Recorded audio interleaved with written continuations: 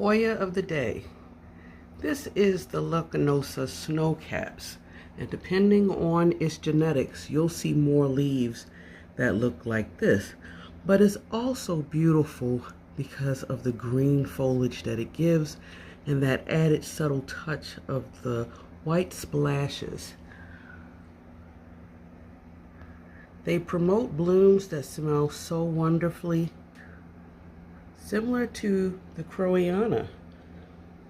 But these are the blooms. Check it out. And when you walk into a room, they are extremely fragrant. So this is the beginning stages of what the bloom looks like.